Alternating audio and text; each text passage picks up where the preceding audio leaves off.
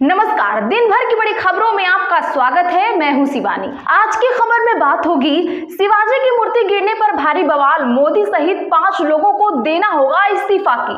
वहीं रावण ने मचाया भूचाल, जजपा से गठबंधन इंडिया में होंगे शामिल की। साथ ही बीजेपी से झटके के बाद कंगना को फटका जाएगी सांसदी की। वहीं हरियाणा भाजपा में भयंकर फूट की और मायावती के बड़े ऐलान से 5 राज्यों में डगमगाई बीजेपी की कुर्सी की। साथ ही ईडी को लताड़ शराब नीति केस में जमानत की। इसी के साथ आज दिन भर की सभी बड़ी और प्रमुख खबरों को जानेंगे विस्तार से। उससे पहले एक नजर सुर्खियों पर। नेशनल कॉन्फ्रेंस की दूसरी लिस्ट जारी, 32 कैंडिडेट्स के नाम शामिल। उमर अब्दुल्ला गांदरबल से चुनाव लड़ेंगे। अब तक 50 उम्मीदवारों के नाम हुए घोषित। हरियाणा विधानसभा चुनाव के लिए जेजेपी और एएसपी का हुआ गठबंधन। दुष्यंत चौटाला का बड़ा ऐलान, 70 पर जजपा, 20 पर आजाद समाज पार्टी उतारेगी उम्मीदवार।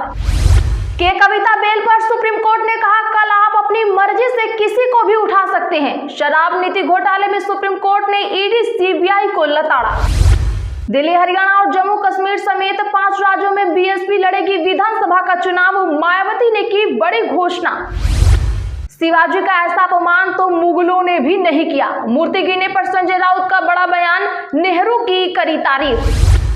केजरीवाल की न्यायिक हिरासत 3 सितंबर तक बढ़ी। सीएम बोले, शुगर लेवल डाउन हो रहा, लंच की मांग की। सीबीआई ने 14 दिन की कस्टडी मांगी थी। हरियाणा बीजेपी में टिकट बंटवारे से पहले बड़ा बवाल, राव इंद्रजीत की बेटी के लिए टिकट मांगने से इनकार, समर्थकों को नजरअंदाज करने से भी हुए नाराज। चंपाई सोरेन 30 अगस्त को बीजेपी में शामिल होंगे। दिल्ली जाकर अमित शाह से मिले। हेमंत सोरेन कैबिनेट से कल देंगे इस्तीफा। सांसद संजय सिंह का बड़ा बयान, कहा यूपीएस कर्मचारियों के साथ हुआ बड़ा धोखा। कर्मचारियों से पैसा लेकर पेंशन देने की योजना, पुरानी पेंशन स्कीम लागू हो। कोलकाता केस में प्रोटेस्ट मार्च में स्टूडेंट्स पर हुआ लाठीचार्ज। पुलिस बोली, रैली गैर कानूनी। छात्रों पर कार्रवाई के खिलाफ भाजपा का कल बंगाल बंद। दुष्यंत बोले, मैं बीजेपी के साथ नहीं जाऊंगा, इंडिया गठबंधन में जाने को तैयार। केंद्रीय मंत्री खट्टर बोले, किसने बुलाया उनको। सीनियर नेता डीपी यादव ने थामा जन सुराज का दामन। पीके ने कहा, लोग माफिया के पैसे से पार्टी चला रहे हैं, हम अच्छे लोगों को जोड़ेंगे।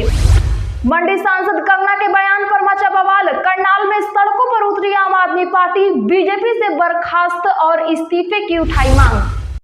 हिमाचल में 21 साल में होगी लड़कियों की शादी, विधानसभा में बिल हुआ पास। राज्यपाल की मंजूरी बाकी, केंद्र सरकार लागू नहीं कर पाई। झारखंड में बीजेपी के साथ चुनाव लड़ेगी आजसू। अमित शाह से मुलाकात के बाद सुदेश महतो ने की घोषणा, 2019 में टूट गया था गठबंधन।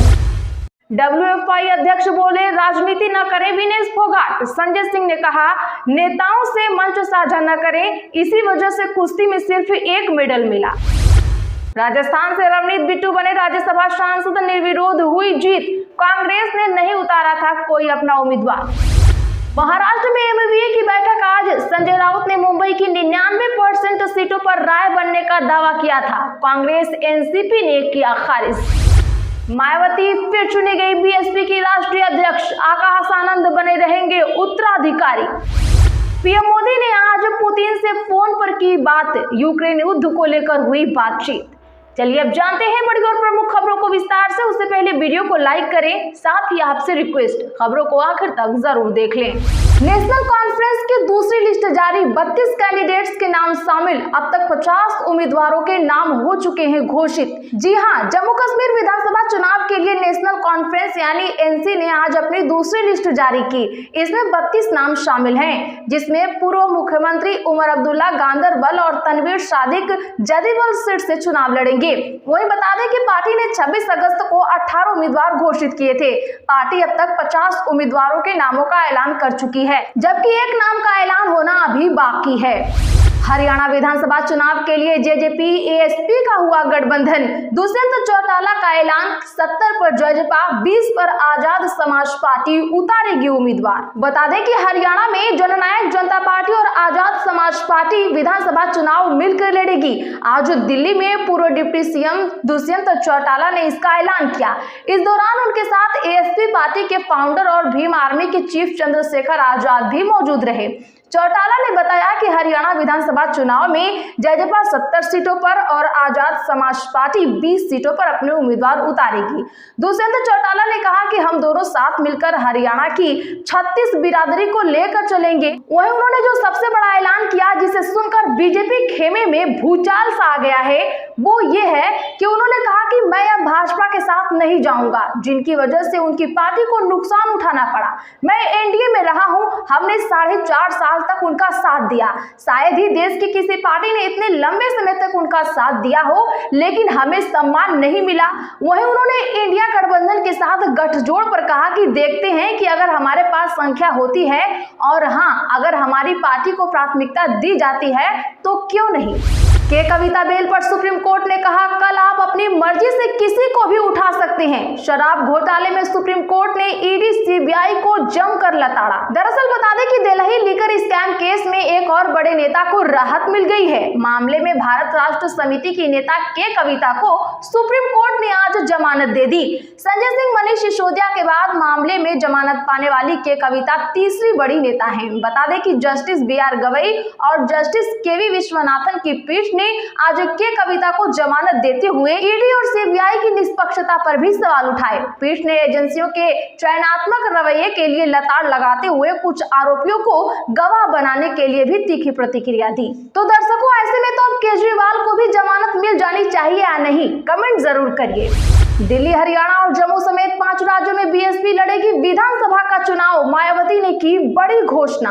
जी हां, बता दें कि बहुजन समाज पार्टी की राष्ट्रीय कार्यकारिणी की बैठक में मायावती को एक बार फिर राष्ट्रीय अध्यक्ष चुना गया है। बसपा ने इस संबंध में प्रेस विज्ञप्ति जारी की है।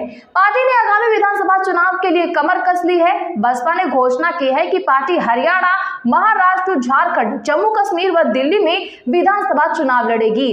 बैठक में यूपी की 10 सीटों पर होने वाले उपचुनाव की रणनीति पर भी मंथन किया गया है। बसपा यूपी में होने वाले उपचुनाव में सभी 10 सीटों पर लड़ेगी।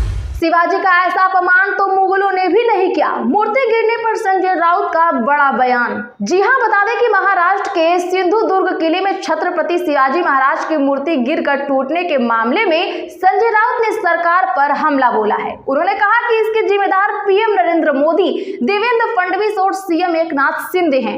अजित पवार भी इसके जिम्मेदार हैं। इस मामले में ठेकेदार और मूर्तिकार के खिलाफ एक्शन हो रहा है, लेकिन इनको काम किसने दिया था। आज महाराष्ट्र दुखी है, उनके सीने पर बहुत बड़ा वार हुआ है। जिस तरह से छत्रपति शिवाजी की प्रतिमा टुकड़े टुकड़े हुई है, उससे सभी को बड़ा दुख है।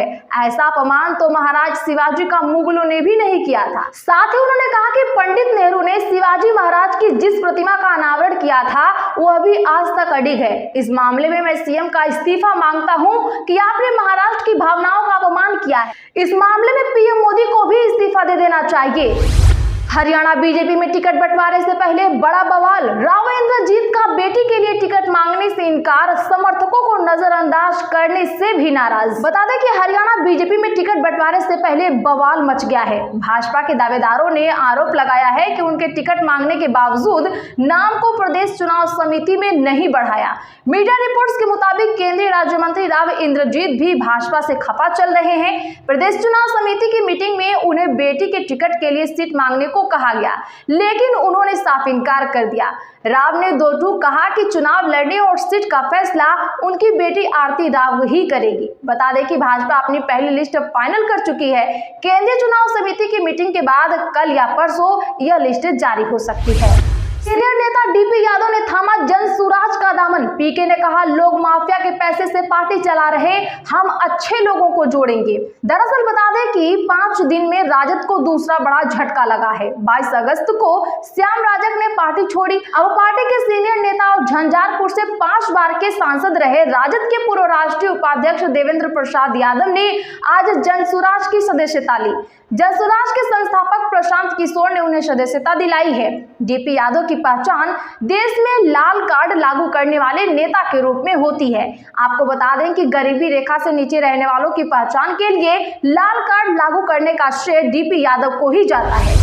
मंडी सांसद कंगना के बयान पर मचा बवाल। करनाल में सड़कों पर उतरी आम आदमी आदमी पार्टी बीजेपी से बर्खास्त और इस्तीफे की मांग। दरअसल बता दें कि हरियाणा के करनाल में आम आदमी पार्टी ने बीजेपी सांसद कंगना रनावत के किसान विरोधी बयान के खिलाफ वाल्मीकि चौक पर जोरदार प्रदर्शन किया। पार्टी नेताओं ने कंगना और बयान को बेहद निंदनीय और अपमानजनक करार दिया है। आरोप है कि कंगना ने किसानों पर गलत और भ्रामक आरोप लगाए, जिसमें उन्होंने आंदोलन के दौरान कई घटनाओं की बात कही और यहां तक कि इनमें चीन और अमेरिका के शामिल होने की भी बात कही। आम आदमी पार्टी के नेताओं का कहना है कि यह बयान न केवल किसानों का अपमान है, बल्कि उन 750 किसानों की शहादत का भी अपमान है जिन्होंने आंदोलन के दौरान अपनी जान गंवाई। कंगना रनावत के इस्तीफे और बर्खास्तगी की मांग की है। तो आज के लिए बस इतना ही। अगर आप चैनल पर नए हैं तो चैनल को अभी सब्सक्राइब करें, बगल में घंटी के निशान को जरूर दबा लें, वीडियो को लाइक शेयर कर हमारा सपोर्ट जरूर करें।